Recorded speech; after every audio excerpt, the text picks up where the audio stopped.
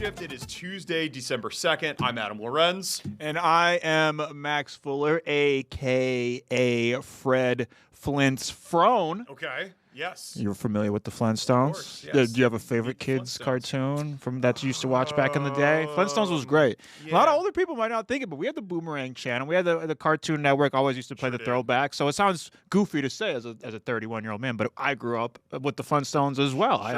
I grew up with the Looney Tunes as well, the Jetsons, all those guys. I like the Powderpuff Girls. Yeah, the Cartoon Network. The Powerpuff Girls were great. Yes. Yeah, that was one of the, when I was a kid. When you're a young boy, you don't want to be like, I watched the Powerpuff Girls, right. But I watched every single episode. It'd be one of those things where like another young boy on the playground would be like, you watch the Powerpuff Girls? I'd be like, heck no, unless you do. Yeah. And again, you want to talk about that episode about Mojo? Yeah, okay, yeah, I saw that one too. Yes. Johnny Bravo was a great show, fantastic show. Yeah. Probably not good, wouldn't be made in 2025. No, the whole premise of it was just this guy trying to get girls. Yeah, that was the whole thing. Yes. Every single episode. Yeah, he was just trying to get girls. Yeah, it was definitely a little bit strange. Behind its time. Yeah, strange for a kid show, but nonetheless amazing. And there are some good lessons to be learned from Johnny Bravo. There absolutely are, yes. As well, a.k.a. Carmelo Anthony. Sure, Carmelo Anthony. Shout out to Carmelo Anthony. Of course. There was all, like people don't understand when growing up, there was like warring factions when you were an NBA fan. There was Kobe fans. That's right. There was LeBron fans, and they would not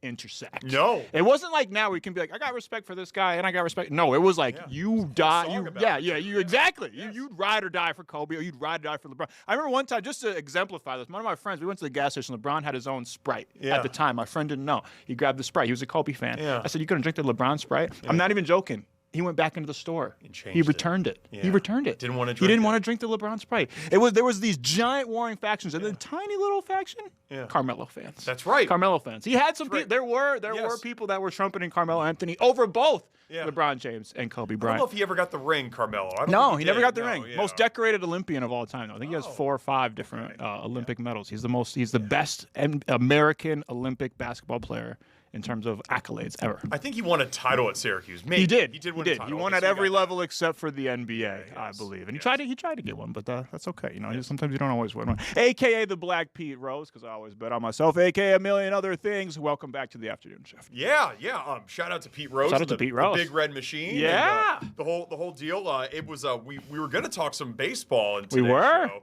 We still might talk a little bit. We still might talk a little baseball. From now. The news of today, it's just been crazy. The news cycle, it's been nuts. There's a lot of stuff happening here in Minnesota. Most notably, it's this story about the federal authorities that are preparing an immigration enforcement operation, specifically targeting Minnesota's Somalian community. Obviously, Minnesota has, I think, the highest influx of Somali people anywhere in the world outside of Somalia, I'm pretty sure. This comes on the heels of President Trump's escalated rhetoric about the Somali community. And For sure. There are a bunch of different press conferences happening today about this. Yeah, and I know we're going to check in and we're going to try to hear what the politicians, the people that are actually behind some of the stuff, are in the know with some of this stuff. You don't want to hear us two goofballs talk about such a serious subject matter. So we're gonna check in and see what they have to say. But yeah, it's something that we've been seeing it ramp up. We've been reporting on it here. It's been ramping up all over the state, and unfortunately, ICE is in these streets these days, and it sounds like it's only going to get ramped up even more to another level as the days go on here. Absolutely. So we'll be covering that in today's show. Another thing that we're going to be covering in today's show is this fraud story regarding the Minneapolis Regional Chamber of Commerce CEO taking tens of thousands of dollars funding private family vacations. And he pleaded guilty to a bunch of fraud charges yesterday, and so he will be sentenced. But that's a pretty wild story. Paul Blume is going to come in and talk about that. Yeah, who better to talk to than Paul Blume? And I got a lot of questions. Like, how long was this stuff going on? What is the kind of punishments for this kind of stuff? How was he getting it? I mean, he didn't get away with it, but how was he getting away with it for so long? I got a lot of questions for Paul. No doubt. So we'll be talking about that. This regional bike trail, a little bit of a lighter story. It's reopened in Minneapolis and across Hennepin County. It was closed for a long time, but it's reopened. Somebody from Bike MN is going to be coming in and talking about this bike trail. I know you're a big bike proponent. Yeah, absolutely. I'm a cyclist. It's my primary vehicle of transportation. I don't have my driver's license at the moment. A lot of people still biking in this weather. That's right. Still biking. They put the old fat tires on them. That's what they call them. I'm not body shaming any bicycles around here. That's what I call them, the fat tires. And you can just glide right through the snow. We're all about the bikes. We've had a lot of bike stories on the show lately. Coincidentally, right when it turns cold, but we're all about the bikes here. And it's Minnesota, Minneapolis specifically, is one of the best cities in the country. Yeah. Regularly voted as one of the best cities in the country for cyclists. Yeah, I thought Fat Tire was just a brewing company or a beer company. I didn't realize that it was actually, it's a real thing. It's a real thing. It's a real thing. Absolutely. Something else that's a real thing, like we said earlier, were all these press conferences happening today in regards to this the Somali targeted immigration enforcement operations. Mayor Jacob Frey of Minneapolis spoke on this earlier today. Let's roll in a clip of what the mayor had to say about this. My name is Jacob Frey. I'm the mayor of Minneapolis, and we are here to respond to a number of credible reports from several media outlets relaying that there are as many as 100 federal agents that will be deployed to the Twin Cities with a specific focus on targeting our Somali community. To our Somali community, we love you and we stand with you. That commitment is rock solid. Minneapolis is proud to be home to the largest Somali community in the entire country. They've been here for decades in many instances. They're entrepreneurs and fathers. They benefit both the culture and the economic resilience of our city. Targeting Somali people means that due process will be violated. Mistakes will be made. And let's be clear, it means that American citizens will be detained for no other reason than the fact that they look like they are Somali. That is not now and will never be a legitimate reason. For decades, the Somali community has added greatly to our city. The economic fabric, their hard work, their leadership, it has made Minneapolis a better place. We are not given advance notice or inside information about these kinds of operations. But here's what we can promise. We will not compromise our values here in Minneapolis. Our values and our commitment to the Somali community, to every community of immigrants and people in our city, is rock solid and will be unwavering. Our police, many of whom are Somali themselves, are trusted partners in keeping people safe. They will not collaborate with any federal agency around doing immigration enforcement work. Our city staff and our law enforcement will not ask the question as to whether an individual is documented or not. And by the way, there are more than 80,000 Somali people living in Minnesota. Almost all of them are both documented and citizens. And the city has worked with community partners who have compiled Know Your Rights information. And so here's what we know. You have the right to remain silent, and you have the right to a lawyer. You can refuse to sign documents until that lawyer is present. You have the right to not open the door unless a warrant has been shown. The city of Minneapolis provides free immigration legal resources. And if you or a family member or a loved one needs access to a lawyer, go to our website or call 311. And we're going to work with our partners. Partners like the city of St. Paul, partners like the state of Minnesota, to do everything to support our neighbors and to coordinate on any incident that happens.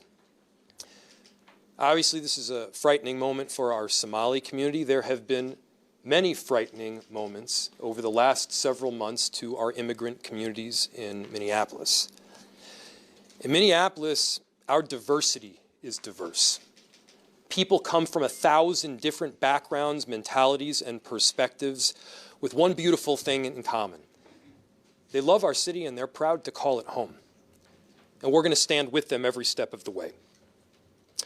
But we need to also be demanding better from an administration who is intent on targeting people and committing so much time, energy, and money to terrorizing certain groups within our community.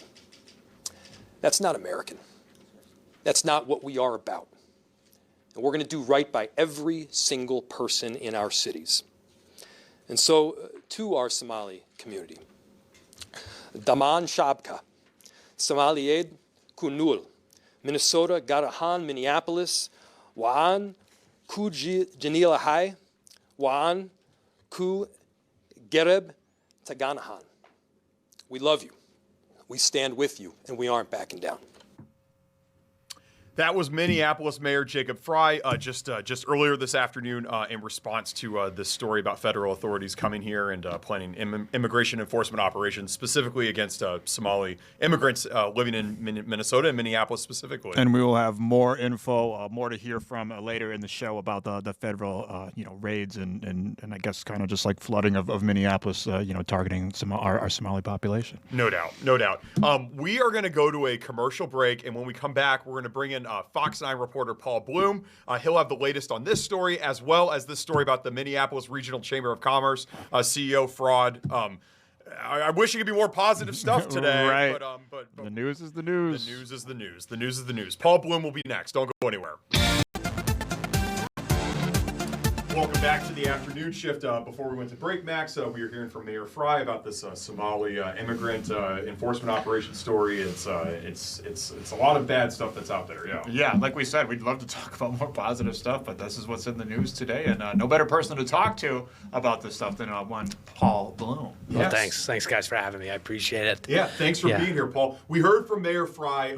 You've been on the phone with immigration attorneys and whatnot today. What's your perspective on the story? Yeah, I mean, it felt like it was coming, when you kind of started reading the New York Times over the holidays, starting, the rhetoric from the president. I felt like when I was coming, I was away for the holiday, but I felt like I was coming back to something on the ground in Minneapolis, and now we know what is happening. And you're right, I have been on the phone. I'm not in the field today, so I don't have that perspective of being in the community. Again, the targeting of 80,000, migrants. As the mayor mentioned, many of the Somalis are American. They're naturalized. They have the paperwork. They've been here for a long time. Who exactly they're going after, we're going to have to just watch, and that's what we do. We're watchdogs in the news media. So I checked in earlier this year. I was really immersed in some of the immigration policies and the impacts that was having. So I developed some contacts. And they were, talked to a couple of attorneys today, one who took a frantic call from a client who did get scooped up just this morning. He tells me he was on his way to work, was outside of his home. I don't have 100% verification, but it's an attorney I trust. And he said he was scooped up by ICE and brought to the Fort Snelling Processing Center. That's, that's where the Whipple Federal Building, that's where the court is, that's where ICE is based. And then they process someone and would likely then move them to one of the three jails in Minnesota that would have an ICE contract. But this is the way the story went to me, was someone who's been in the country less than 2 years, an asylum seeker. Wasn't sure if the man had family in the region or in this country. So there's a case that will begin. Someone detained, and are they likely headed out of this country? Stay tuned. He has an attorney. A lot of these people, that's an important part, is having an attorney, having representation, knowing how to work in the system and defend yourself once you are detained. So that'll be stuff that we watch in the Fox 9 investigative unit. The court filings, what happens now, the raids, if there are raids. Is it more subtle attempts to pick up one or two individuals here and there? We'll have to watch, and that's what we're out here to do. But and then he had also mentioned, just anecdotally, I don't have it on 100% proof. Again, just there's things that I'm phone conversations right now where someone of sort of a known name in the community was picked up this weekend in the Somali community that had upset some people. Anecdotal reports of, ICE showing up, door knocking. And it was interesting. He's an immigration attorney, and he took to Facebook. It was similar advice that the mayor just had a few minutes ago, the sound bites you played, but posted for his community in both languages, English and Somali. And, do not open the door unless ICE shows you a judge-signed warrant. You have the right to remain silent. You do not need to answer any questions. Do not sign anything if you are detained, and then contact an attorney immediately if you are detained. He is here to help. But again, that is happening today in right under our noses in Minneapolis and frankly across the region. I know so much attention today is on Minneapolis, but the Somali population is well spread out. Suburban neighborhoods, St. Paul, and points all over. I mean, this is a Minnesota story. I know we're zeroed in on Minneapolis at the minute, but these things may be happening elsewhere too. St. Cloud, you think about bigger population bases. So we're on it. We'll keep an eye out on it, but yeah. I know we want to get to the embezzlement case, but Yeah. you just said something that really made me curious. Like, how does that work? Like, we always obviously are so focused on the arrests, kind of like apprehension and whatnot. But like, what is that process like after the fact? Because you mentioned like jails having, contracts with ICE and stuff, and it's just kind of a stark contrast to. I mean, most in the mayor of St. Paul, Minneapolis being like, I didn't even know these things were happening. So like, how does that kind of connection between the jails and ICE happen? Yeah, well, it's interesting, and I was kind of immersed in it this year as the new administration, the administration's kind of policies went into effect, and there was this mass push to send people home or back to native lands, especially criminals, and we wanted to. Watch it to make sure that's who they were sending back, right? Not just, low-level people who might have had a violation. I mean, the president's point is, though, if you're in this country illegally, it's illegal. You're not supposed to be here. So you do see people scooped up. But, yeah, there are three county jails across Minnesota that have contracts with ICE. So when you're detained, that is where you're headed. And a lot of these cases that end up in the courts where I can watch them when people have sort of minimal criminal, violations on their record. It's more the paperwork, or they overstayed a visa, those kinds of things. And you go through the processing center at Fort Snung right by the airport, the Whipple Federal Building, heavily secured. The courtrooms are on one level, ICE on a different level. And you go out to Freeborn County, Sherbourne, Albert Lee, Wilmer, or what's the third one I'm forgetting? Sherburne Elk River. And those are the three detention centers that house these people as their cases play out. And some of these are being, fast-tracked. Like, they'll be on a plane before you know it. Others want to fight it. They have ongoing asylum cases. When you say a plane, like a plane back to their native country? Yeah. I mean, that's where these people go, and this administration has shown it's sending people back to other countries too.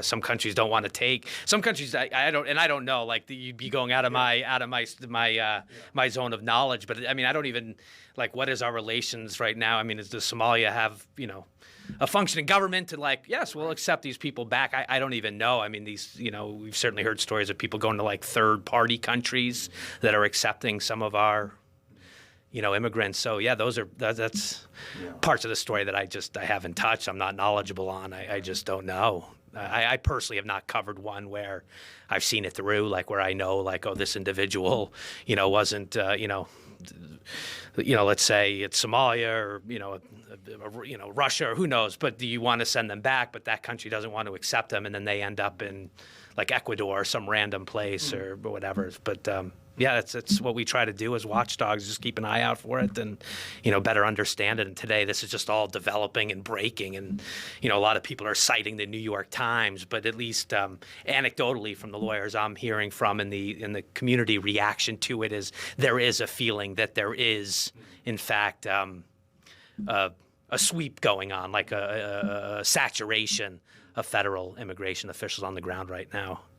So messy and so complex, and I know that there's so much to it.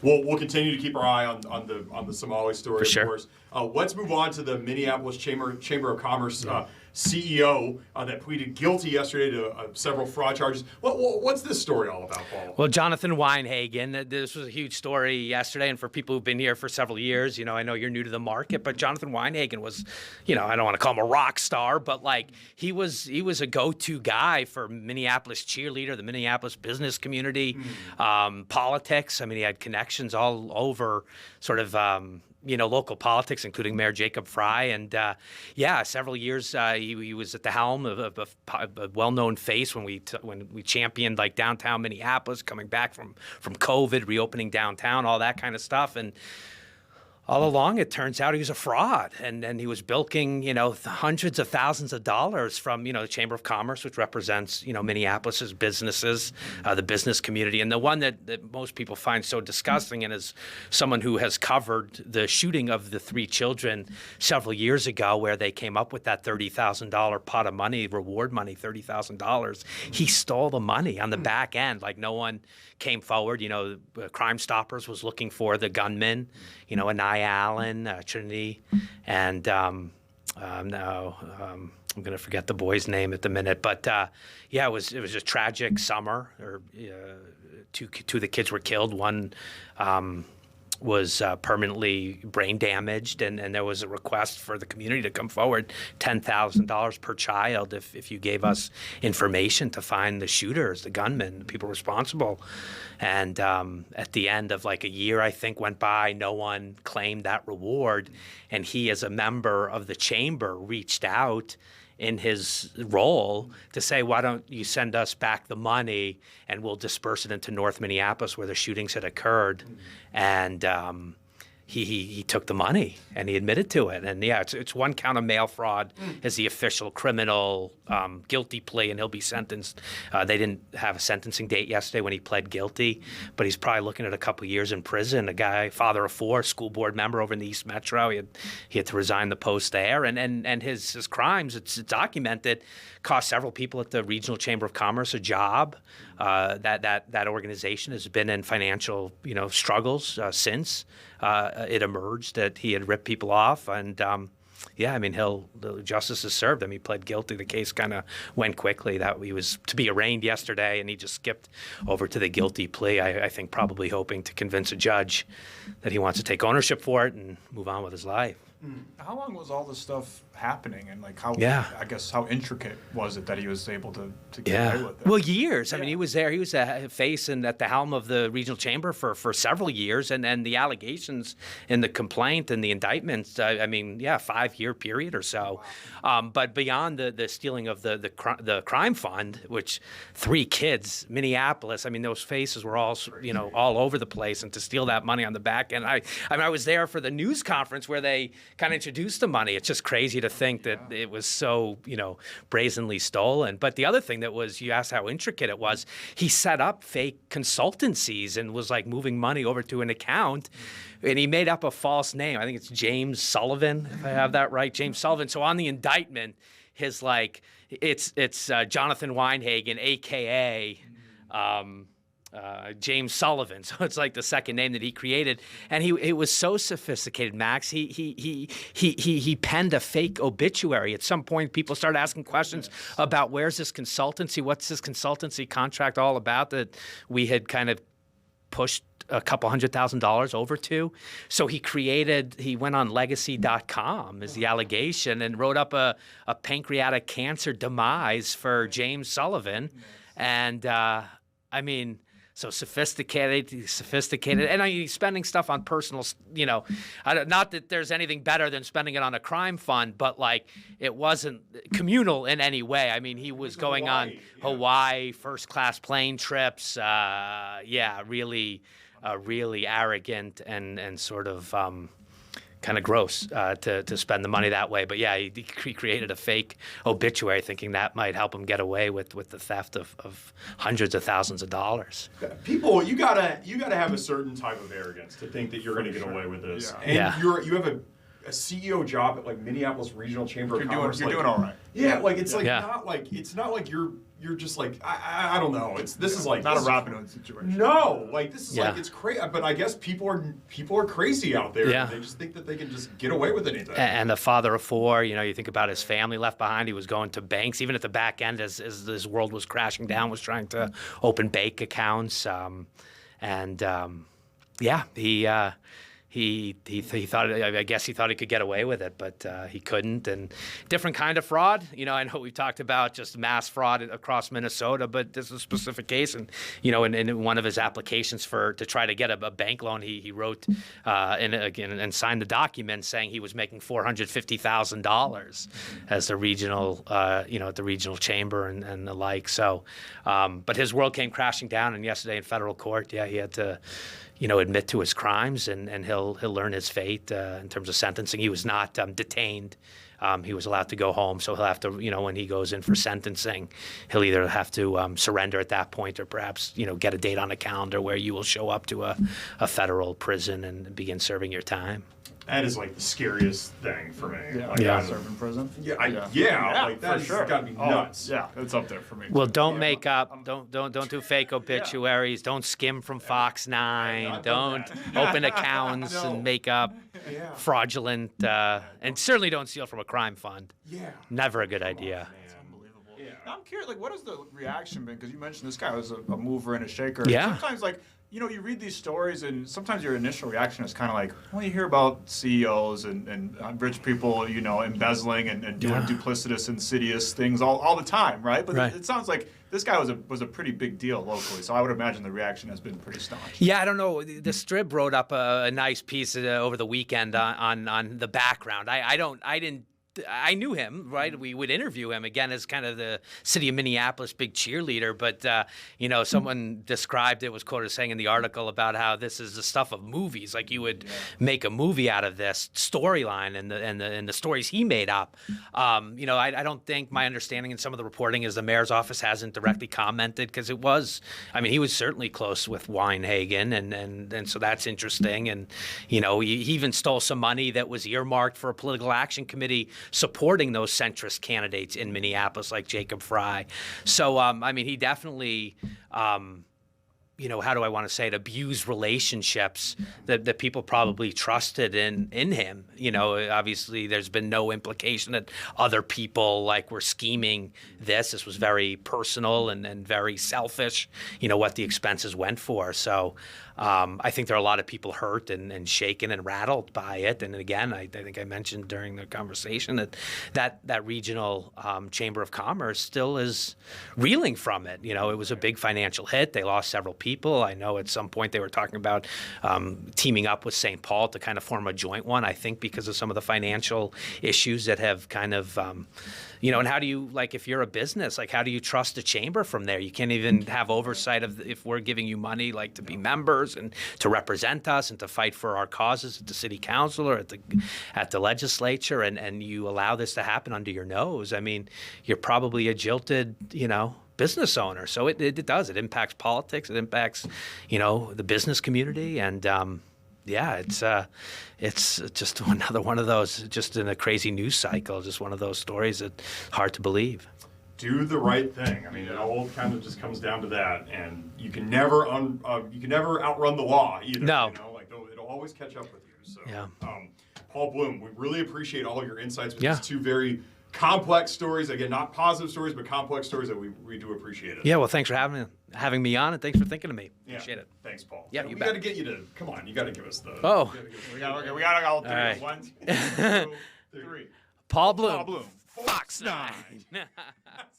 We're gonna have some more afternoon shift programming coming up after this. Don't go anywhere.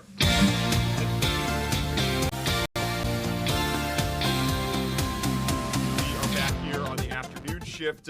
Max, we haven't talked about him in a while. The Minnesota Twins. It's the most positive sports story in Minnesota right now. Yeah, we wanted to lift the spirits. Yeah. We're talking about all this serious capital N news, and what better way than talking about the Minnesota Twins? Yes. We went from embezzling money to cutting payrolls down. So it all comes down to finances. It always does. Yeah. Feels like embezzlement watching those games sometimes. Yeah. The Twins ownership, they said that there's reports out there. They said they're looking to keep the 2026 payroll below $100 million.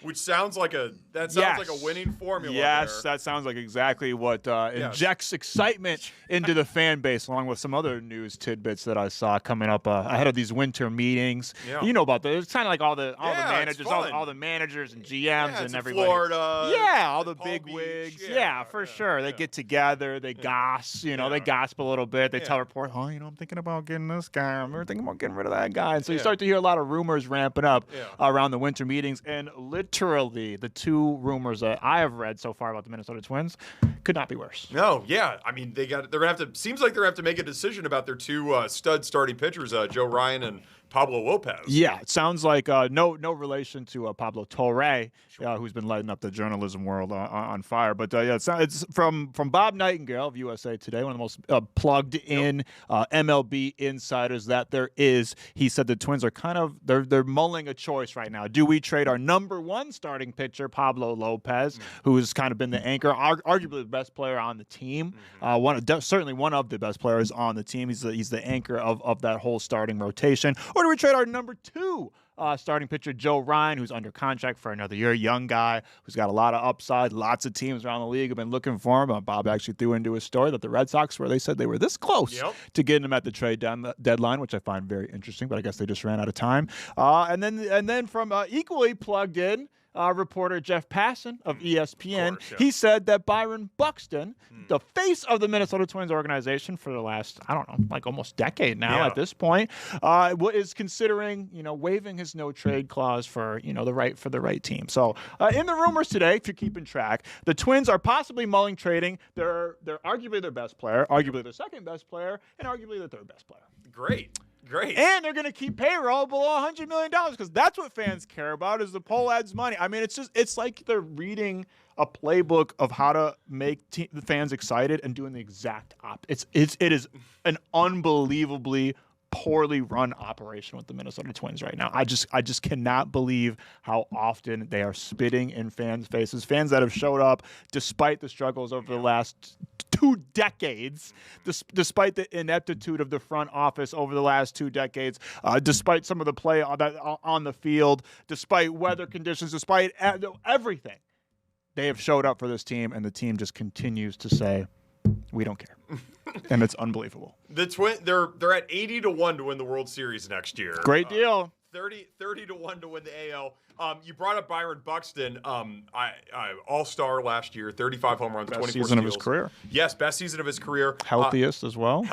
He's a Georgia native. Obviously, the Braves. There's a lot of sense that it makes there. And for sure. I don't blame the guy. I mean, I don't either. He's 31. Like his window is probably his window's closing, and this is a guy that wanted to be here. I mean, they asked him at the MLB All-Star game last year, and he said, "Nope, I'm a Twin. I'm staying here." This is a guy that's been through the organization. And granted, listen, he's had a lot of his own injury struggles and stuff like that. The organization stuck with him. He's stuck with this organization. He wants to be here. He likes being here. But that's how bad this whole thing has gotten, that even your star player, the guy that has been the face of the team, the captain of the team, waving the Minnesota Twins flag for the last decade pretty much, is like, you know what?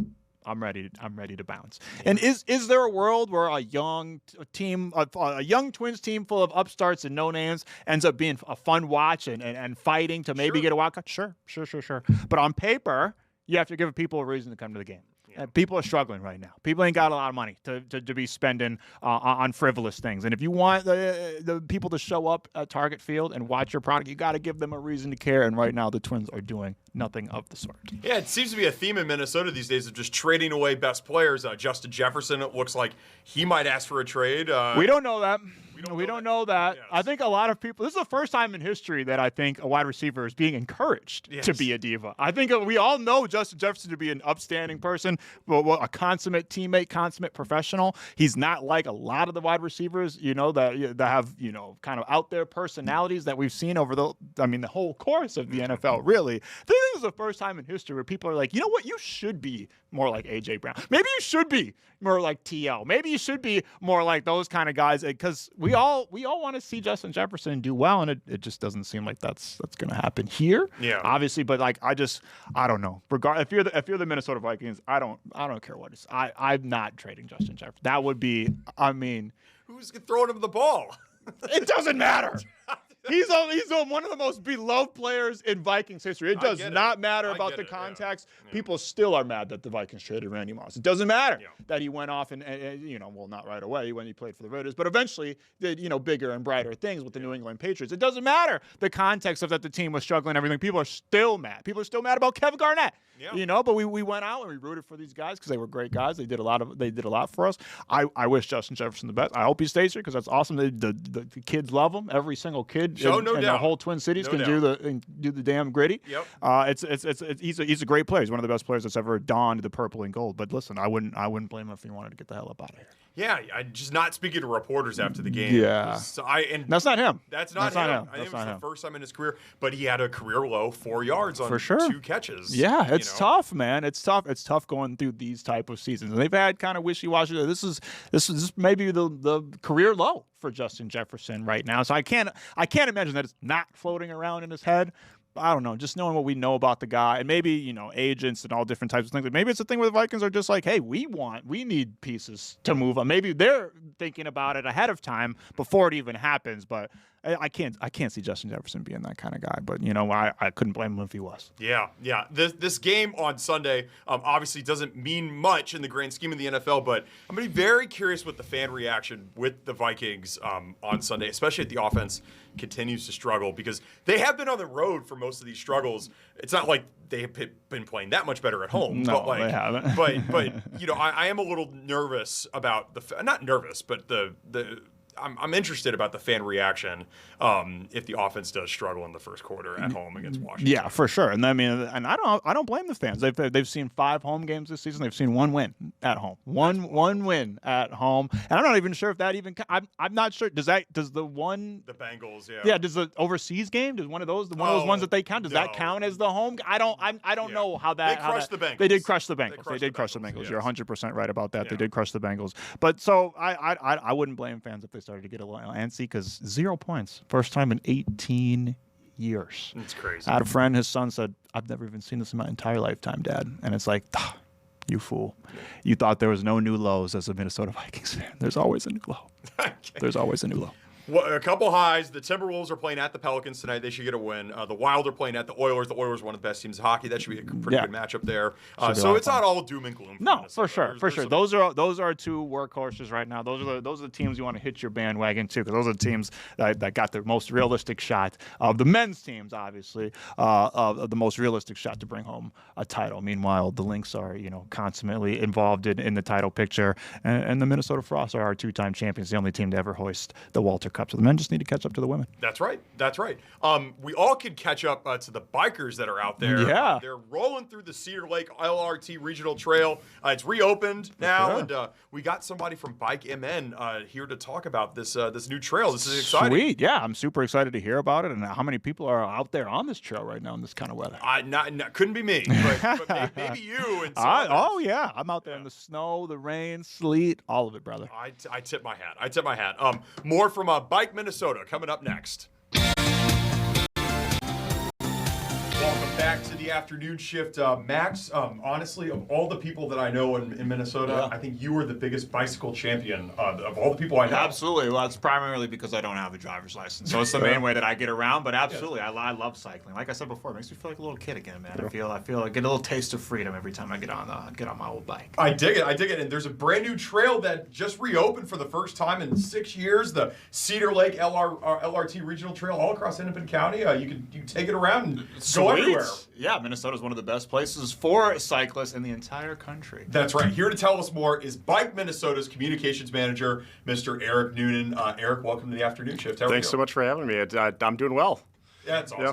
Did you ride your bike here today, by the way? I did not. No, your office was not convenient to mine, but at some point would love to see that connection made. No doubt. Can you tell us more about this reopened trail here? Yeah. So the Cedar Lake Trail. So there's actually 2 different Cedar Lake trails. There's a north and south, and the north one just reopened. And so for folks who are familiar with that takes you all the way from Hopkins, and it'll take you to the target field. Wow. And that being reopened, that was that loop, the North and South Cedar Lake Trail, historically was one of the most popular loop routes in the entire metro, and it's been closed for a long time. Different portions of it, different portions at different times, and it's been for a number of reasons, but primarily the addition of the Southwest light rail, and having that be reopened, a lot of people are really excited. I had a chance last weekend. It's amazing to think, looking outside right now, that last weekend I biked it in a T-shirt, but that was the whole loop, and it's just incredible. It's one of those things too where it is a remarkable trail. and you're on that thing, you're like, wow, this is like not even one of the best trails in the metro because of how good bike infrastructure is here. So really, really wonderful to have that back. That's cool. Now, I mean, what is your favorite bike trail in the Twin Cities? Probably the Minnehaha for me, and I think that's it's one of those really wonderful places in the metro where it's you don't feel like you're in a city. You feel like you could be anywhere because you're surrounded by nature, and that's I think one of the things that really makes the Twin Cities so special. Yeah, you bring up the fact that this is one of the best bike-friendly cities, not just in the United States, but the world. Why do you think that that's the case? Well, I think that's a combination of things. And we often refer, I mean, Minneapolis is great, but really it's a metro-wide system. And that's such a special thing that we have here in Minnesota, in the Twin Cities. And it's a result of so many things. It is a result of a love of the outdoors that has just been instilled forever, in the people who live here. And it's been a result of some really smart strategic investments that have allowed for a lot of these old rail lines to be converted into these regional trails that do connect. I mean, again, the Cedar Lake Trail goes through multiple suburbs. It connects up to multiple other regional trail systems. And I was just talking earlier that like you can get from Stillwater all the way to Excelsior almost exclusively on off-street trails, and that's incredible. Wow. Like there's that's one of those things that when we bring in folks from other parts of the country, they're just blown away by that. And the fact that we have that here is just wonderful. Yeah. What is the longest you've ever biked? Distance-wise. Well, actually, it was coming back from Stillwater. I got really lost in St. Paul a couple summers ago, and I don't actually know how long it was because my bike computer died at mile 120 or something coming back to Hopkins. Yeah, overloaded it. That's how long it was. Is this like a GPS system, a bike computer? Yeah. It's got a GPS on it. It clearly wasn't working for me that day, but it's also kind of it tells you cadence and some other information that helps you. I don't know. get a little too in the weeds with how you're doing yourself, but I would get lost out there. Yeah. I mean, people are out there. I feel like they're just going and they feel like they know their ways. I don't For sure. Yeah. And they're going in rain, sleet, snow, whatever. I'm sure you're out there in the snow as well sometimes. Sometimes, yeah. Yeah. What do people need to know if someone's going out there to go bike in the snow? Yeah. And the snow kill their vibe. What do they need to know? I mean, first, it's still going to be fun. You're going to have to, it's going to be a little bit different. You're going to take those turns a little, less sharp than you probably would because you're a little bit more concerned about your traction. And there's some gear that'll make it easier. I in college biked some, and I didn't have anything. I had an old beater of a mountain bike that I think if I remember right, got stolen as a neighbor or a roommate borrowed it and forgot to lock it up well. But you've got really it's keeping your extremities warm enough, so that's fingers, toes, your face, and there's lots of good information on our website too if folks want to know more. But it's one of those things that once you get started, you're going to be a little bit cold at the beginning, and then once your body's making heat for you, and once you get started, you're going to be comfortable. And it really is for folks who have gone Nordic skiing or downhill skiing, the feeling of being out there on fresh powder is the same. It just feels incredible. Yeah, you talk about keeping your extremities warm. Are the trails actually maintained? Are they plowed and everything? Yeah, and that's something that Minneapolis especially has done a really wonderful job of prioritizing that trail access because 5% of the entire city is getting around by those routes, and really it's so much less the weather. It's so much less the safety perception around cars is definitely a factor, but it's really when it comes down to it, it's what is the infrastructure like?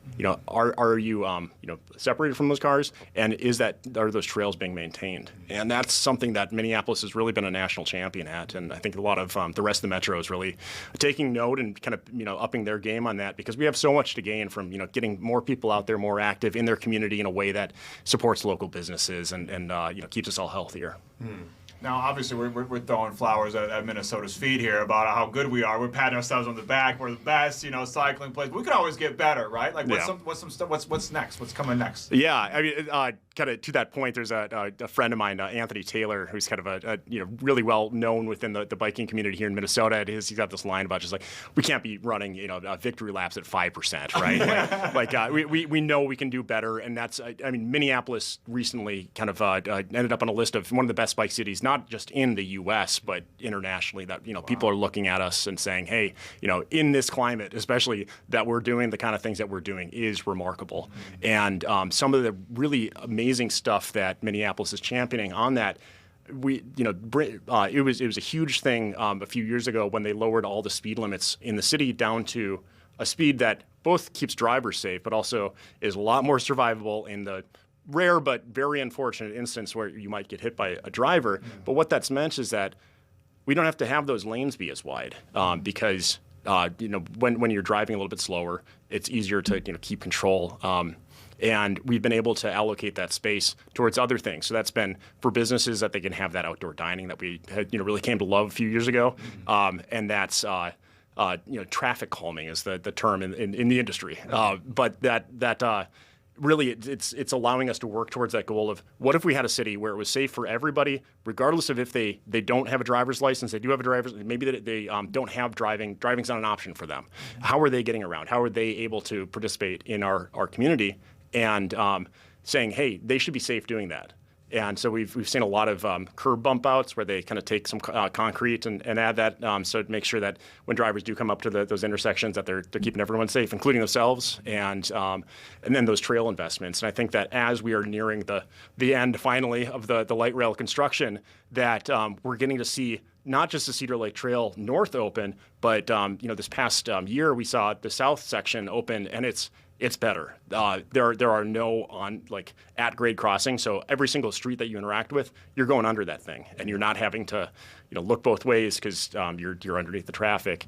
And even beyond that, we now have the Kenilworth corridor just north of the Cedar Lake is reopening as well, and that's just the spaces that is unlocking for more of our community is amazing. Yeah, and you guys are doing amazing work at Bike MN, and no state loves being named number one, quite like the land of 10,000 lakes. Absolutely. So, yes. Well, you might call us flyover country, but we're number one bike over country. Number one bike. Number How one. about that? Number one. Take that. Hands New York ain't on that list. LA ain't on that list. Yeah. Take that. Yes. They bike with the palm trees in December. No, I'm joking. Eric, we really appreciate your time. You're Bike MN's communications manager. You do a heck of a job for PR for them. Yeah, so, thank you so much. Thanks for being here. We appreciate it. Yeah, thanks. More to come from the afternoon shift after this. Welcome back to the afternoon shift. Max, sometimes we have some more difficult, more intricate conversations here on the show. I think today's no different. Do we have to talk about the Vikings game?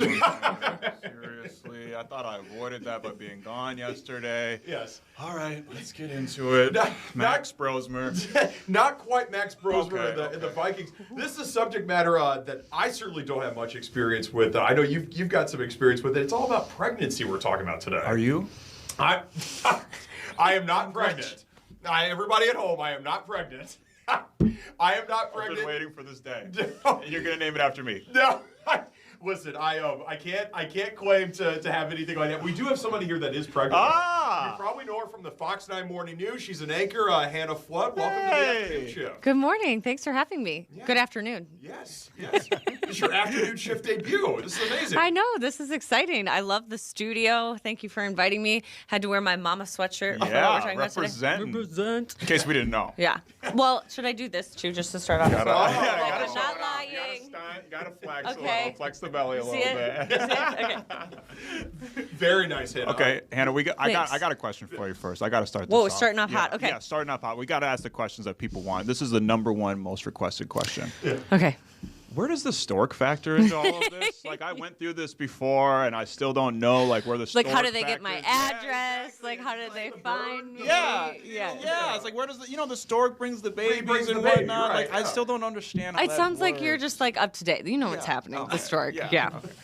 There's a lot of difficult questions asked. Yeah. The stork included. We wanted to have a conversation to ask all of the difficult questions as it regards to pregnancy. Yeah, and I told you I'm ready to take it on. You asked me the other day, you were like, what are you an expert in? I was like, nothing, but I am going through this right now, and so I'm happy to talk about it. And we were like, well, it's one of those things that not everybody's comfortable talking about. We don't hear a lot of conversation about it. We literally all come from this process, so why not talk about it? And I think it's hard because judgment, people are so judgy and have so many opinions about pregnancy, this, and everything. And then, of course, infertility, pregnancy loss, things like that. It makes it really hard. So let's try to open up the conversation a little bit, educate folks a little bit. Yeah. Going off the back of that, what is kind of like the etiquette if someone is just like having a conversation with you? What is like the etiquette for asking about the pregnancy, just in like a conversational setting? I don't know. I think it's best to, well, the rule, you never assume that a woman is pregnant. Right. Even, and I think when they're this big, you just never assume. Just play on the safe side. Ask. I think if someone is trying to get pregnant or is pregnant, they will tell you if they want to talk about it. I think it's really hard when we're talking about infertility and pregnancy loss, right? Because those can be really emotional conversations. And I even learned, so this is my second, by the way. I have a 2-year-old at home, so shout out to Millie.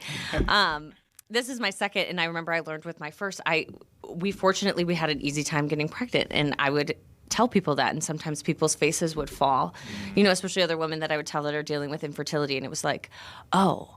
And then I kind of like understood as I was going through the process. I was like, imagine trying and not being able to, and then you have to wait a whole nother month before you can try again and all of that. So I think just being respectful and kind of cautious about it, but then you run across, I think a lot of times women like me who are like, this is kind of awesome. Yeah. Like, I love to share. I love to talk about it. Yeah. And be there for other women, too, who want to talk about it. So that would be my advice. Always let the person trying or the person who's pregnant take the lead. And just be a good listener. You mentioned that this is your second. Are you a little nervous with the second coming because the first Millie she's got all of your attention and your whole world, and now you have a second you're bringing to the world? Like, is that tough? Do you think it's tough for Millie? Did she know that the attention might not be all there with her coming up soon? I think it's a lot different. Max and I were talking about this earlier. I have informed fear was the term that Max coined that I like. I'm like a little more nervous because I know what's coming. When you don't know what's coming, it's a different kind of nervous, right? The fear of the unknown. Now it's the fear of the known. Right. Like, I know what is coming. But in a lot of ways, there's a lack of fear because you're like, I know it's awesome. I know that we can do it. I know that we've done it before. But the second thing is the thing that makes me the most nervous. How am I going to split my attention, split my time? I'm fortunate that my daughter's really interested. She's really excited. She loves to talk about baby sister. It's a girl, by the way. She loves to talk about baby sister. Is that breaking news? Did we just that isn't that news?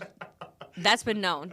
Oh. We thought we had an exclusive with the afternoon show. Yeah. I know. Everyone's like, are you going to reveal her name exclusively on the afternoon shift? We don't know. We don't know her name. That's the hardest thing with the second. We used our favorite name on the first. In fact, we used it for the first and the middle name. And now we're like, well, dang it. We weren't expecting another girl. Now what do we pick? Oh my gosh, it's been the hardest thing. But yeah, I'm a little nervous about the two and splitting my attention. But you know what? People do it all the time. And I keep thinking about, all the women that came before me, my ancestors and things. My grandma had 6 kids. It's like, people do it. They figure it out. We'll figure it out. Hopefully. But it's a journey. Just like being pregnant again is a whole different kind of journey, though, because I think a lot of people don't understand that it's totally different. There's no playbook okay, I went through this and that, and this is the first time I'm going to go through this and that, and this is the second time, right? It's totally. Be a totally different experience. What has been the difference, the main difference this time around? The main difference is I've been so sick. Yeah. And my morning sickness lasted for a really long time. I mean, well into the second trimester. So pregnancy split up right into trimesters, into basically these 3 parts. And usually in your first trimester, you're just really tired, you're really hungry, and you can be sick a lot in the morning. And you guys, I had so many mornings. I actually posted a video on my Instagram when somebody asked, what did you do if you started feeling nauseous at the desk? I literally, you guys, had a garbage can next to me on the anchor desk. And sometimes I'd have to flip my mic off as quick as I could and stick my head in the garbage can. I know. Shout out to my co-anchor, Chanu, who went with me, and Cody Matz, who's in the and all of our behind the scenes people that had to hear me throw up so many times. Did it ever happen on the air? You never. I don't think it ever got caught on the air, but I posted a clip where you could see me going like this, and I'm like, Keith, take over for the weather. Oh my gosh. Yeah. You would have went viral though. You should have just kind of. I should have just let it fly. Just all over my we'll coworker, just all over him. Yeah, oh my gosh, he would just be not so mad. Not here. But it lasted. We could use a viral moment. So if you do feel like okay, if I start to feel it come up, I'm just gonna let it rip. Okay, and then it's like a whole puke fest. Yeah, it'll be like that Family Guy. Yes. Speaking of fluids here, something I've always wanted to know: what does it mean when somebody says my water is breaking? What does that mean? How does that feel? Ooh. What does that mean? Great question. Okay, let's get into some nitty-gritty Yeah. med stuff. Not everybody's water breaks. Okay. I don't know this. Usually wait a couple days after to post. Yeah, exactly. You take it, and then you're like, I'm going to wait until you get some color. You know? In the moment, you're so proud, and you're like so excited that you're like, look at my cute baby, and everyone's like getting the text. They're like, yay, congratulations. Adorable. Is the baby all right? Right, You're like, yeah. no, they're fine. They're beautiful. And they're, yeah, okay. Wild. No, what were you about to say? I'm sorry. No, I think Grace had a. I believe Grace had a We're question. saying we got some viewer questions that are coming in. Grace, you want to come in here? Oh yes, we are ready for some viewer questions. I think one of them that came up on your Instagram was just the baby. How would it rate if it was a Yelp rating of your womb? That was my favorite question that I saw somebody send in. Okay. See, I had a little bit of heartburn right there. Yeah. That's what that is. That's a thing. That's a whole thing. The Yelp review for this baby, I think she would not give me a great review. I'm going to be really honest. I'm saying like 3 stars out of 5 stars. And that's because, with my first one, it's like got home from work and I would just relax all day and just like order whatever I want for dinner, do whatever. This one, it's like I'm sleeping like 5 hours a night. And I get up for work. I come to work in the middle of the night. Poor girl. And then it's like, here's your coffee. And she's like, okay. Yeah. And then I'm running around taking care of a. I was like, yes, here we go. Here we go. This is our I'm moment. rooting for it. This is our Yeah, I'm moment. rooting for it to happen. Then I'm running around taking care of a toddler all day. She's like crawling all over me in the belly and stuff like that. With your first, you're like, this is so precious. And like, I need 12 hours of sleep a night. No, it's definitely more Motel 6 than Ritz. I would go maybe Hilton, like Holiday Inn Express. Okay. It's not a Motel 6. This is all right. Yeah. Like a 3-star review. Yeah, it's like a 3-star review. The first time around, I think Millie got a little bit more spoiled. I think all of the first ones do because it's like that's your only thing you're focusing on. For sure. And now it's like I eat like her chicken nugget scraps for dinner and I call it a day. What are because there's always, the pregnancy cravings. That's one of like the favorite kind of topics everybody has. It can be like super specific, really random out there things. It could be kind of commonplace things, but everybody kind of goes through that. That's like I feel like that's one thing that's universal. Everybody has those cravings. Like what has yours been so far? And someone asked me online, why do women have these cravings? Like, I don't know the science. I don't know why, but I think like part of it is you're so uncomfortable. I actually brought you guys to show you something of what happens to your organs when you're pregnant. So I especially want Adam to take a look at this of what happens to your stomach specifically. Your stomach gets pushed. Your stomach gets way pushed up under your rib cage, right? And so it's small. So you can't really like enjoy like a big meal necessarily. At least that's been my experience, and I know a lot of other women too, because like there's not a lot of room in there, especially like at this point. I'm at 34 weeks right now, especially at this point. So I think part of it is like you're like I only get like a small meal, so like it better be good. Like it better be good and something that I really want. And then I think there is just like some science of cravings and things like that. For me, Jersey Mike's, like heated, because you're not supposed to have deli meat. So like a Jersey Mike's like heated sandwich is really good. Do they hand you like a pamphlet when they tell you that you're pregnant of all this stuff you're like not supposed? Like how do you know? Like how do you? I is know. It just like research? Like, right. How the hell does everybody know? Like all this. I know. There's so much stuff to keep track of. What's really wild is that you like. You miss like your first period or whatever, and so you take your pregnancy test. So I think I might be pregnant, or some people think that they might be pregnant.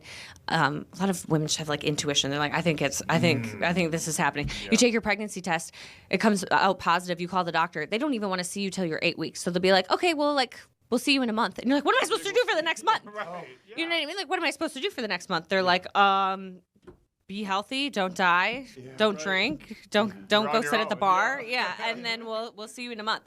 It's your first test. Yeah. So that you're kind of like thrown out on your own.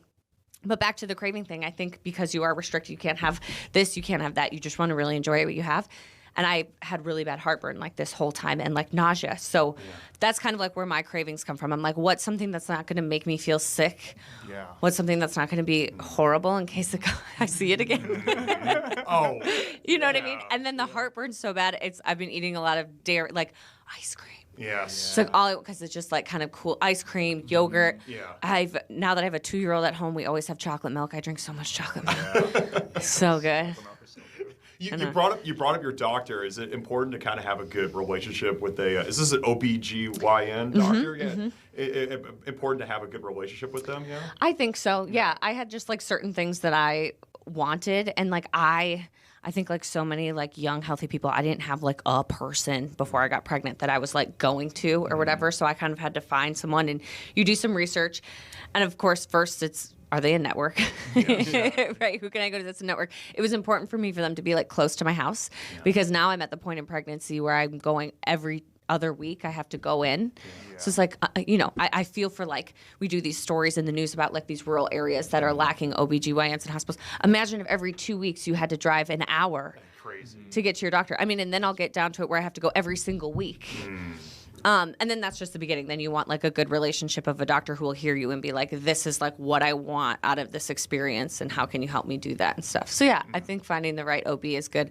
In my experience, there's a lot of really great OBs. I mean, these are people who are really passionate about what they do. Yeah. And what's also so mind-blowing to me about the OBs and like even like the nurses that work in the hospital and stuff is like, this is like the biggest day of your life. Yeah. And they're like, there are 30 women in this building doing what you're doing right now, and I come do this day after day after day after day. Right. So there's also like where there's this fear when you're giving birth, like when you get there, a lot of times all the players, the people who are there are so confident and comfortable and know what they're doing that immediately like put me at ease. My nurse's name was Jennifer when I had my first one, and she was like, showed me like her notes app, and she's like, I've delivered like 3,000 babies, so let's pop this one out too. And you're like, oh, okay, right. We can do this. Feel a lot better now. Yeah. I kind of say a similar thing, a totally different experience, but like if you're like, I went paragliding in Peru, and I was terrified, but then the guy that was like guiding the whole thing, I was so scared the whole day, all day. I woke up. I was just like, oh my God, why am I doing this?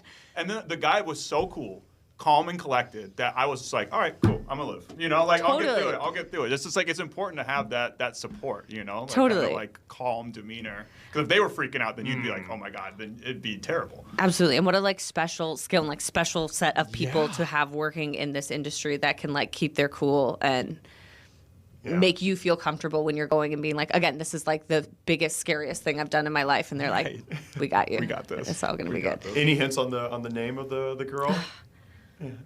We're not there yet. I like I said, I used my name on the first one. Yeah. So we're really conflicted. And my Jennifer, Brittany. Yeah. Tiffany.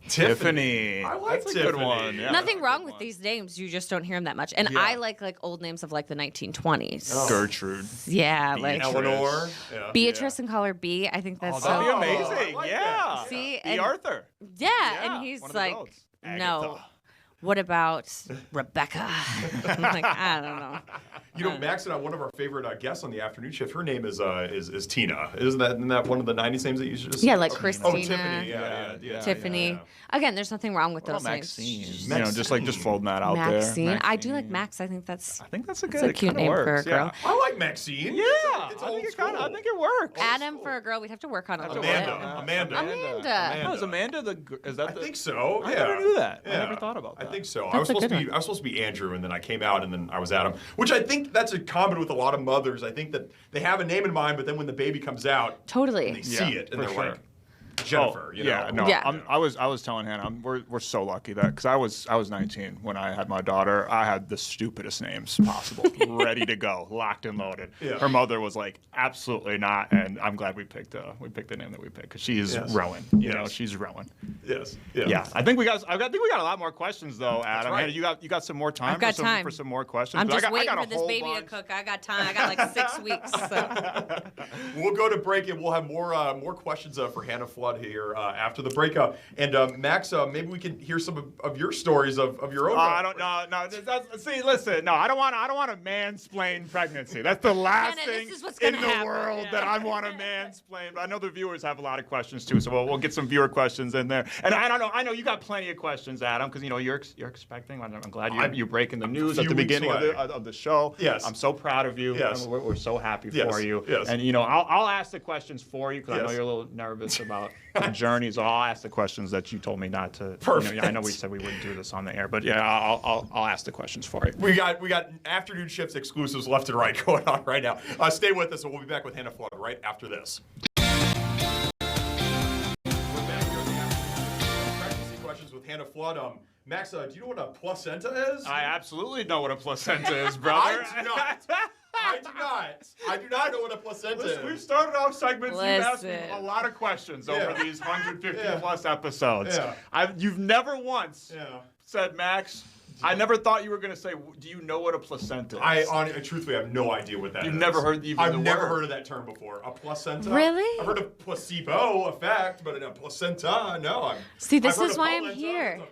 That's a food. Tim Polenta. Polenti. Yeah, Tim Polenti. Paella, delicious. Paella. Yeah, this is very different. This is different. very different. This is why I'm here, though. Right, I'm right. informing the world Yeah. about this stuff. Okay, so a placenta is literally an organ that you grow during pregnancy, and it's what the umbilical cord is attached to. Oh.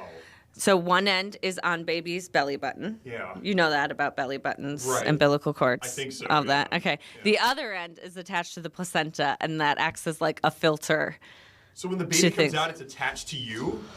Like through this cord? Oh gosh. Is Should it, we like, tell I'm him, just Max? saying, Should like, we I'm just tell him? asking, like, if there's a cord, and Oh, so when yeah. they snip it and then you just got this piece of string or Yes. skin or whatever, organ? I'm not joking. I don't know.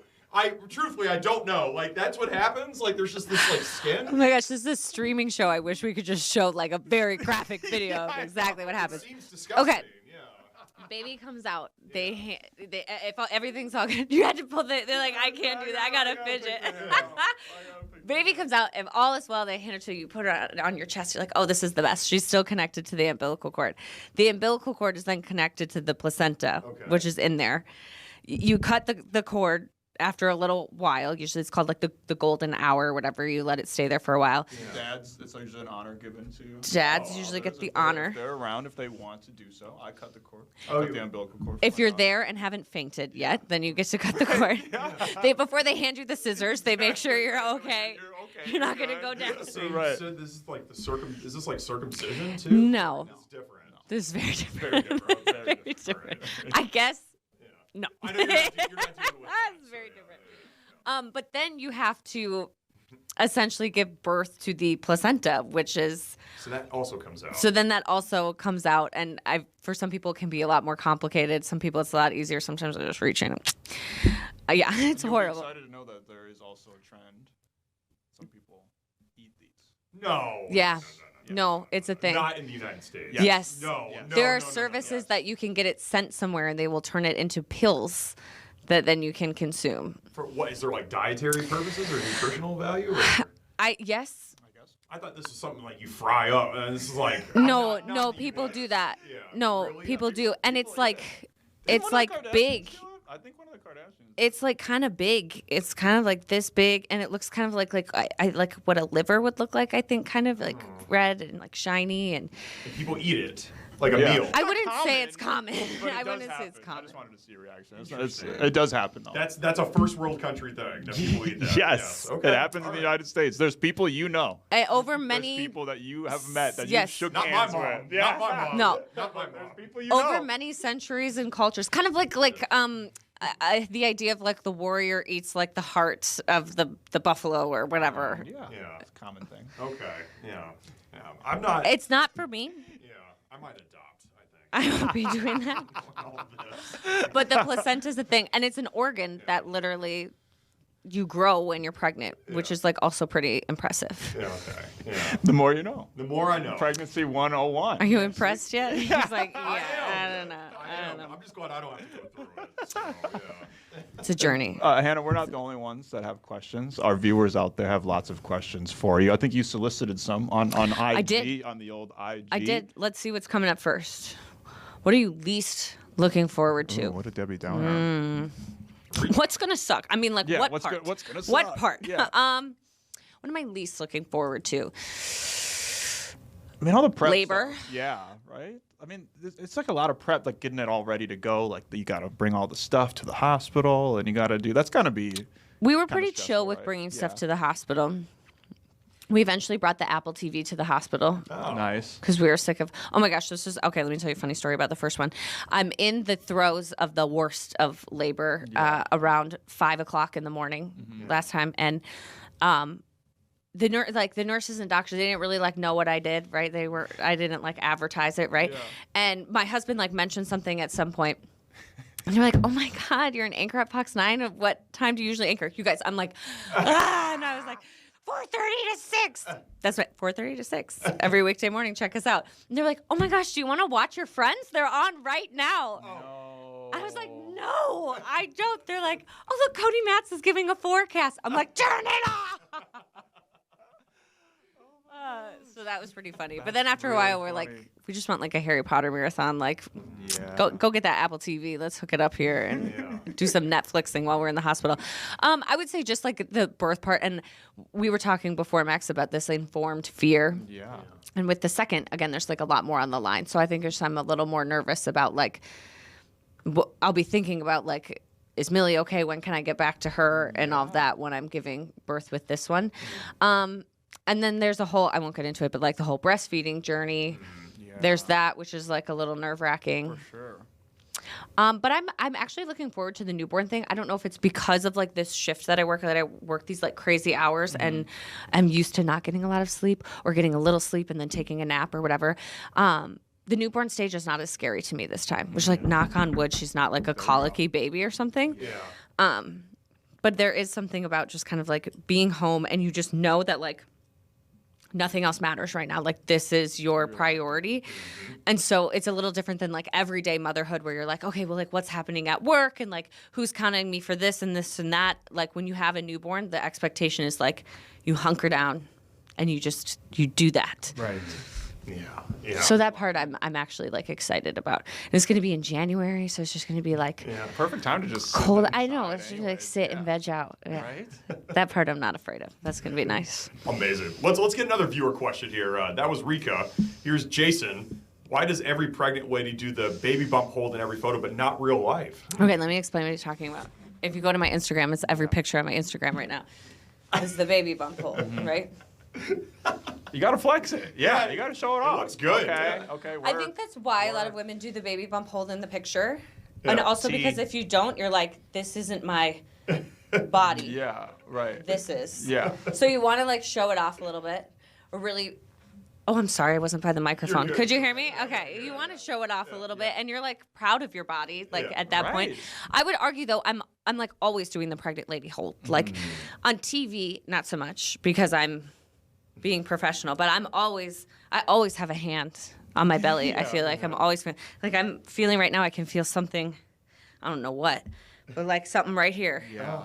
I'm always holding this belly. So, right. I don't know, but there is like a sense of pride. I mean, like, so like it's different for every woman. Some are like, oh, like this body doesn't feel like mine. It feels uncomfortable. I'm like, work it. I wear like tighter clothes now. Right.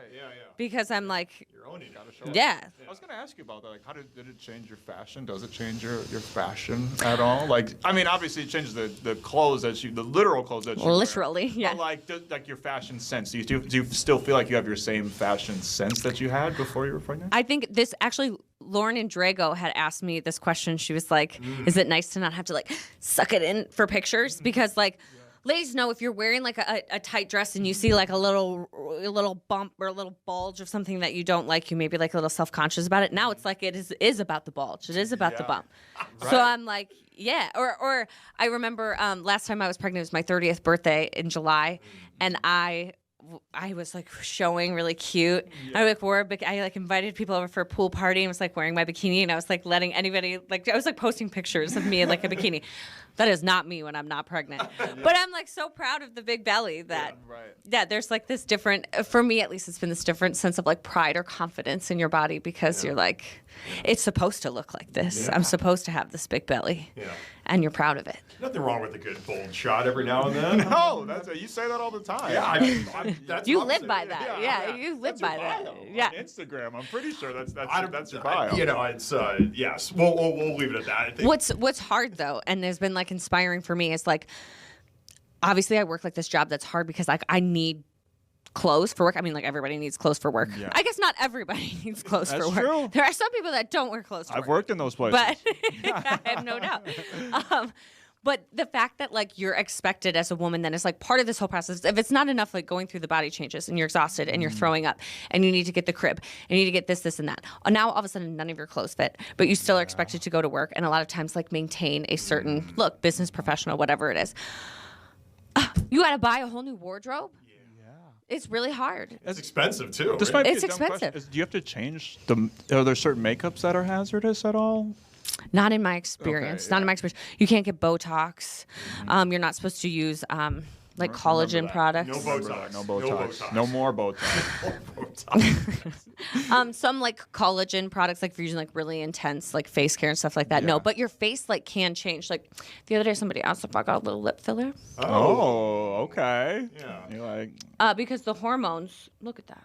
I do kind of like that look. The hormones, or like your nose can change a lot. My co-anchor Kelly O'Connell showed me a picture of right before she gave birth to one of her kids. I was like, who is that? Like, no, truly, like her nose had totally changed shapes and then it went back. And it's just because of hormones, like a bunch of stuff like that changes. Incredible. I think we had one more question, the Warren and Drago question. Did we get that on the screen? yeah, yet? we did. Yep. We did get that up. We got did it up. get that We got it up. So yeah. things change throughout pregnancy, but one thing that'll never change is you being Hannah Wow. Flood. Thanks. And you Thanks. being the co-anchor of the morning show, right? Yeah, tune in and watch us 4:30 to 6 a.m. Maybe you'll get a barf on air. Isn't that exciting? Yeah.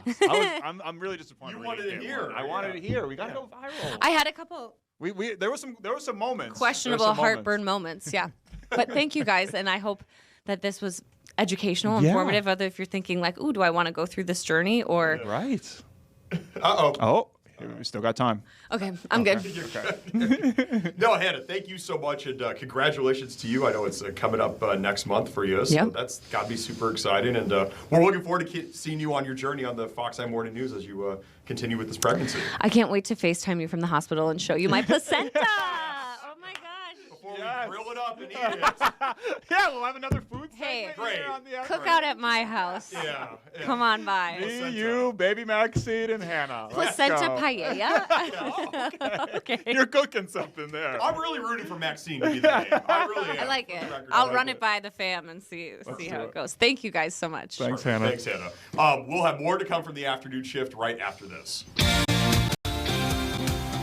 Welcome back to the afternoon shift. Max, this is a story we've been talking about from the top, and we're going to continue to talk about it. This federal authorities are planning targeting an immigration enforcement operation here in Minnesota, really targeting Somali immigrants. Yeah, and we tried to answer questions as best we can, talking to Fox 9's own Paul Blume at the beginning of the show. You can check that out on our live stream or when we post the full episode, but why not hear from the people themselves that are in the know, the politicians and the who's who of Minneapolis and Minnesota. That's right. Here's Mayor Jacob Fry on this developing situation. Good afternoon. My name is Jacob Fry. I'm the mayor of Minneapolis, and we are here to respond to a number of credible reports from several media outlets relaying that there are as many as 100 federal agents that will be deployed to the Twin Cities with a specific focus on targeting our Somali community. To our Somali community, we love you and we stand with you.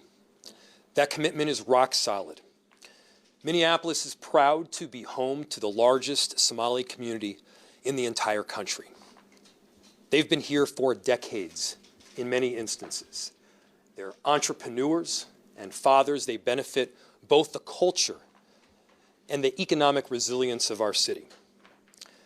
Targeting Somali people means that due process will be violated. Mistakes will be made. And let's be clear, it means that American citizens will be detained for no other reason than the fact that they look like they are Somali. That is not now and will never be a legitimate reason. For decades, the Somali community has added greatly to our city. The economic fabric, their hard work, their leadership, it has made Minneapolis a better place. We are not given advance notice or inside information about these kinds of operations. But here's what we can promise. We will not compromise our values here in Minneapolis. Our values and our commitment to the Somali community, to every community of immigrants and people in our city, is rock solid and will be unwavering. Our police, many of whom are Somali themselves, are trusted partners in keeping people safe. They will not collaborate with any federal agency around doing immigration enforcement work. Our city staff and our law enforcement will not ask the question as to whether an individual is documented or not. And by the way, there are more than 80,000 Somali people living in Minnesota. Almost all of them are both documented and citizens. And the city has worked with community partners who have compiled Know Your Rights information. And so here's what we know. You have the right to remain silent, and you have the right to a lawyer. You can refuse to sign documents until that lawyer is present. You have the right to not open the door unless a warrant has been shown. The city of Minneapolis provides free immigration legal resources. And if you or a family member or a loved one needs access to a lawyer, go to our website or call 311. And we're going to work with our partners. Partners like the city of St. Paul, partners like the state of Minnesota, to do everything to support our neighbors and to coordinate on any incident that happens. Obviously, this is a frightening moment for our Somali community. There have been many frightening moments over the last several months to our immigrant communities in Minneapolis. In Minneapolis, our diversity is diverse. People come from 1,000 different backgrounds, mentalities, and perspectives with one beautiful thing in common. They love our city and they're proud to call it home. And we're going to stand with them every step of the way. But we need to also be demanding better from an administration who is intent on targeting people and committing so much time, energy, and money to terrorizing certain groups within our community. That's not American. That's not what we are about. And we're going to do right by every single person in our cities. And so, to our Somali community, Daman Shabka, Somalied Kunul, Minnesota, Garahan, Minneapolis, Waan, Ku Janilahai, Waan, Ku Gereb, Taganahan. We love you, we stand with you, and we aren't backing down. With that, I will turn it over to the Mayor of St. Paul, Mayor Melvin Carter. Good afternoon. I'm Melvin Carter, the Mayor of the City of St. Paul. As Mayor Fry just said, we are hearing credible information around a convergence of federal law enforcement officials, federal agents coming into our community with the intentionality around targeting our Somali community. Just earlier today, we saw, sadly, the President of the United States open his mouth to take a whole group of people, a whole country of people, and denigrate just based on where they come from. And somehow we found ourselves to a place where that doesn't surprise any of us. But when the mayor said the word un-American, it rang true to me. I grew up celebrating in America and learning about an America who prided ourselves on being a beacon that drew people from other places. I grew up in an America that prided itself on being a country of immigrants, that prided itself on the fact that people from other countries would look across a whole ocean and say, that's where I want to be. It seems that what we learned was that we've prided ourselves, and we have decades and generations of priding ourselves on being a beacon for immigration from Europe. And it seems to many of us like the darker skinned the immigrants who come to our country are, the more our posture on immigration as a country has shifted. That's un-American. That's concerning. And I get particularly concerned as someone who, we work all day, every day on public safety and keeping our communities safe. And all of you have heard me brag about the public safety outcomes that we're achieving and that we're really proud of. And we've understood and embraced an approach to public safety that isn't about pitting our officers or law enforcement against community members, but it's figuring out how to get our officers and our community members working together on the same side of the table as much as humanly possible. And so when the last thing that we need is federal agents coming here, pretending that we should be afraid of somebody just based on the color of their skin, just based on what they look like, just based on what country their ancestors claim as honor as a motherland. The last thing that we need is federal agents coming to town attempting to turn us against each other, to turn us against ourselves. The last thing we need is federal agents coming in town to create chaos and challenge for us. And so we stand together. Both of our cities have stood up immigrant and refugee services supports. In St. Paul, it's our Office of Immigrant and Refugee Services. In our city attorney's office, we encourage folks to look to those websites. We encourage folks to look to the organizations that serve immigrants and refugees across our community, because we have constant reminders out there about what your rights are. You have rights. That's an American thing. You have rights. We all have rights. And so we'll be sharing on social media today some of those, what those resources are that people need to look to. We'll be working with our police department to ensure our capability of facilitating peaceful protests, as I imagine we'll see some people who will want to stand up and say that we disagree with this federal targeting. And just like Mayor Fry just said, we in St. Paul celebrate our large Somali community. We celebrate the contributions that our community has made in every aspect, whether that's education, whether that's public service, whether that's public safety, whether that's our economics and local jobs. We celebrate that. Our community would not be the same without it. And so we continue to stand with the members of our Somali community. We continue to stand across municipal boundaries and across communities to say that the Twin Cities is not a place that tolerates or embraces hate. To say that the hateful and damaging rhetoric that we're hearing from Washington, D.C. right now is reprehensible, and it is not something that represents who our community is or who our country can be. And we call on ourselves. I call on myself in the face of hatred, in the face of division, in the face of what seems to be a strategy centered around intentional chaos, to lead with listening, to lead with compassion, to engage with humanity, and to ensure that we are every single day modeling the type of behavior, the type of approach, and the type of humanity that we sure wish our federal representatives in Washington, D.C. would follow suit.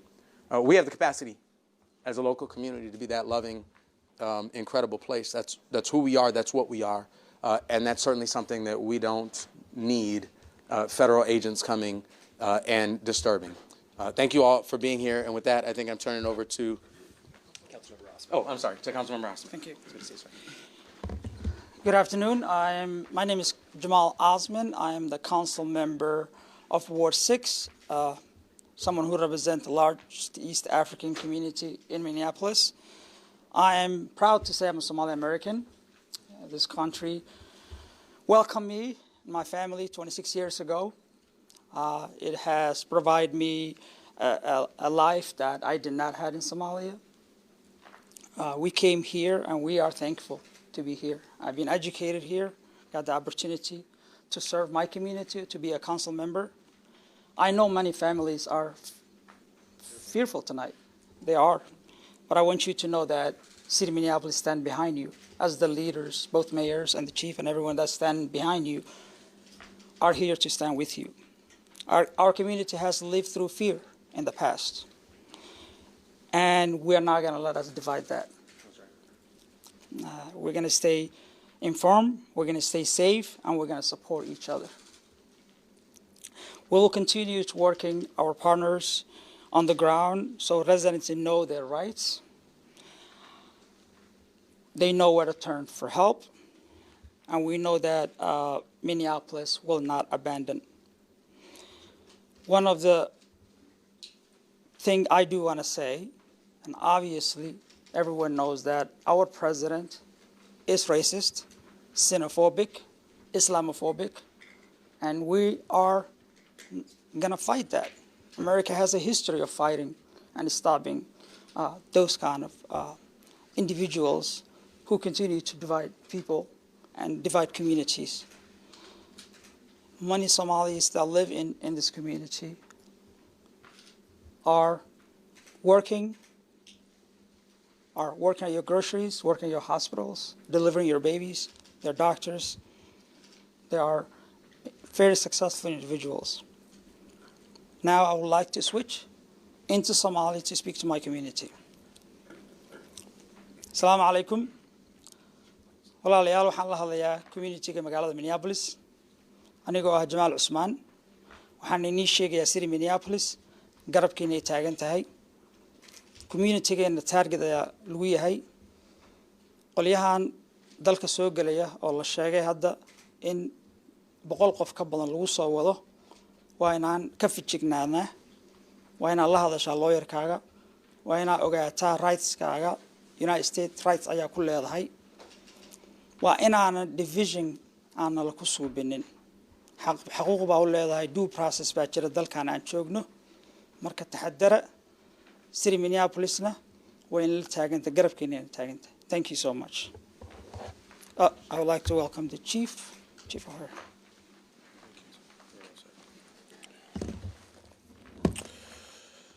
Good afternoon. My name is Brian O'Hara, B-R-I-A-N, O''H-A-R-A. I am the Minneapolis Police Chief. I know the recent reports that are circulating among the media are concerning. I just want to be clear. We are not confirming anything that has been in any of these reports, and we don't have any official information ourselves. What we are aware of is what has been happening in our community.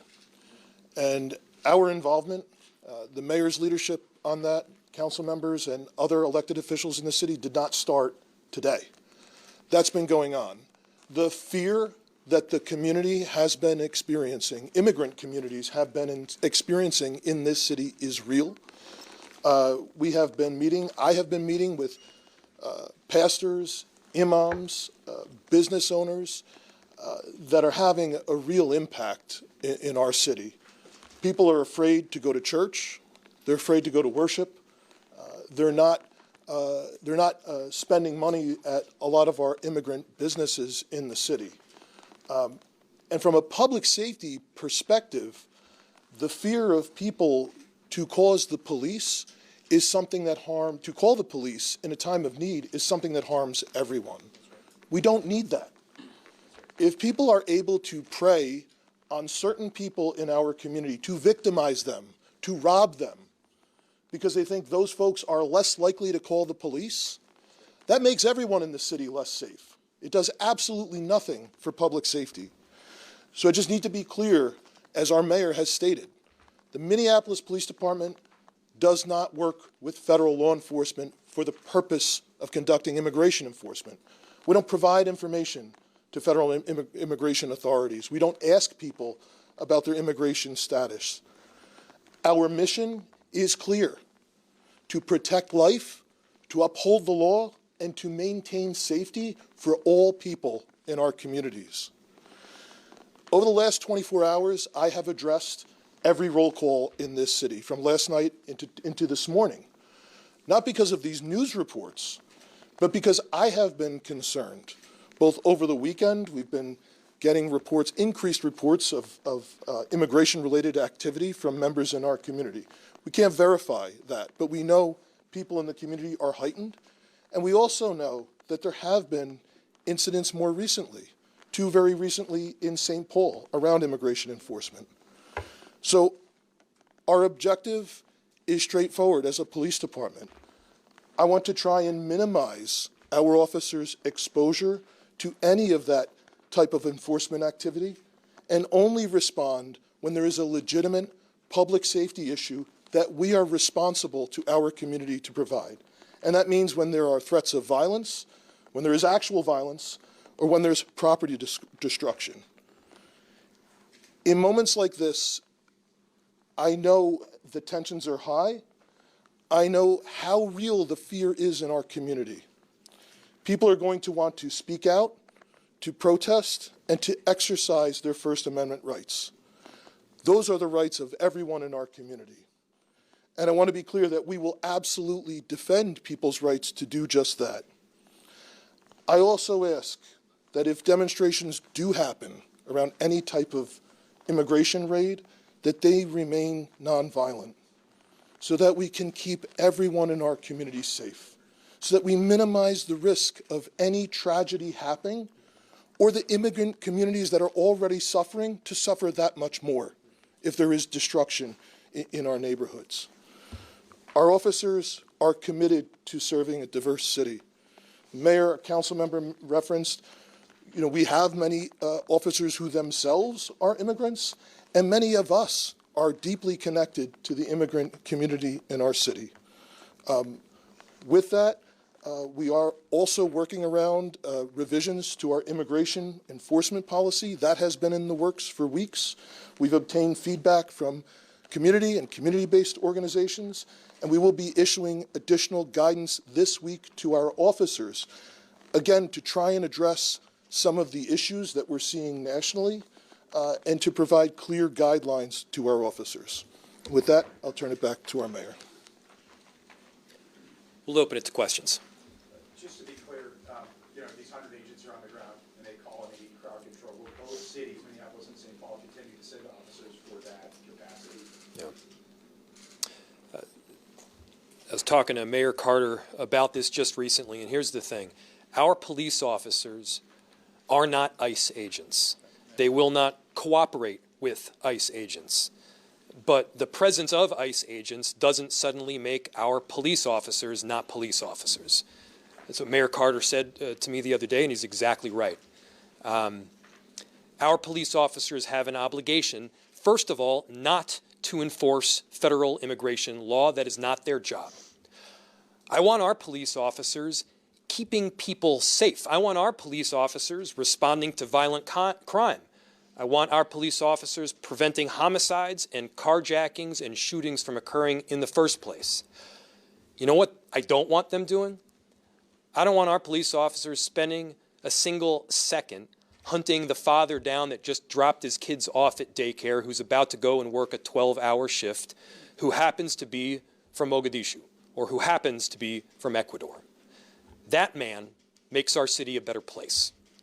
That man is a valued resident of our city and someone who we're proud to have him call Minneapolis and or St. Paul home. Our police officers do respond to 911 calls. And there are instances where they will have to escort an ambulance. There will be instances when somebody will call 911 reporting a kidnapping. Many times those calls do in fact come in even during some form of federal raid. So the presence of ICE doesn't mean that our responsibility to keep people safe stops. It means that we have to be there to protect people, to protect property, and to save lives. That job doesn't get thrown in the garbage simply because the actions of the federal government happen to be garbage themselves. Please. If I can respond to that, what we need is a law enforcement presence that's a stabilizing and reassuring presence. Our law enforcement presence ought to make people feel more safe, less fearful, that's the word that you use, and help us facilitate safe outcomes in our community. That's the problem with what we see from the federal government right now, is that we're seeing federal agents operate in communities across our country, not just St. Paul and Minneapolis, but in communities across our country in ways that certainly by impact, certainly have the impact and actually seem to be designed for the purpose of making people more fearful and making people feel less safe in our community. That's a subversion. The problem is, in St. Paul and in Minneapolis and all across the country, is that we see federal agents showing up, and like I said, it feels to me intentionally, but whether it's intentional or not, federal agents showing up in communities across this country and having the impact of making people feel less safe, of making situations feel chaotic. And it is the responsibility of our police officers to respond to unsafe and chaotic situations in our community and help to try to be a stabilizing presence. And that's what I said earlier, and I think Chief O'Hare acknowledged this as well.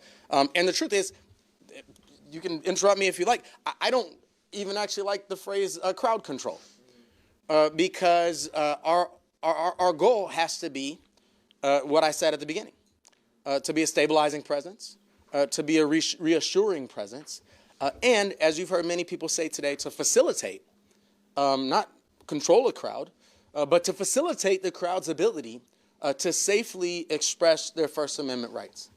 Now, one of the key things to that is we have people across this metro area who've been trained as peaceful interveners, people who've been trained as witnesses, as people who've been trained to be able to help be organizers. And when we show up to those protests, it's our responsibility to help enforce and follow the norms that help to keep that a peaceful protest, so that we can do our part as well to help be a stabilizing influence. And that's sort of what I was talking about when I said, we have to do the opposite of what they're doing. Sadly, we live in an era where we have to find all of our ways, whether that's community members, whether that's protesters, whether that's elected leaders, whether that's our brothers and sisters in uniform. We all have to find ways to help stabilize things that it feels like our federal government and our President of the United States are intentionally destabilizing. Yes, we need our officers to be helpful. There you just heard from the mayors of both Minneapolis and St. Paul, a member of the Minneapolis City Council as well, all talking about this immigration enforcement that could be coming to Minnesota that could primarily focus on Somali immigrants living here. For sure, and it's going to need, obviously you see the unified front there, the mayors of both of the Twin Cities coming together to come out and kind of inform the people and try to keep people calm and inform people about what's going on here, because it's super unfortunate, man. Like, regardless of what side of the political spectrum you fall on, there's just some real inhumane and gross stuff happening. I hear you. We're going to have more on this story as it continues to develop. It doesn't look like it's going anywhere anytime soon. And obviously, Minnesota, as I believe Mayor Fry said, it has the highest total of Somali immigrants of anywhere else in the country, maybe the world. So, Sure. Yeah, and I'm sure, we're hearing from politicians, we're hearing from people on that side, and I'm sure, us here on the afternoon shift, we always like to get the street level view, the view from the people. So I'm sure we'll be hearing from people within the Somali community themselves about how they're reacting to all this. No doubt. More on this on the Fox 9 Evening News with Kelsey and Simone coming up after this. But Max, we'll be back here tomorrow. We will be back here tomorrow, same time, same place. You got 22 hours. Do with it what you will. Just meet us back here tomorrow. Yes. Yeah. We'll see you then, Max. Yeah, absolutely. In the meantime, I'm Max Fuller. Adam-llorens. 5 o'clock news starts right now.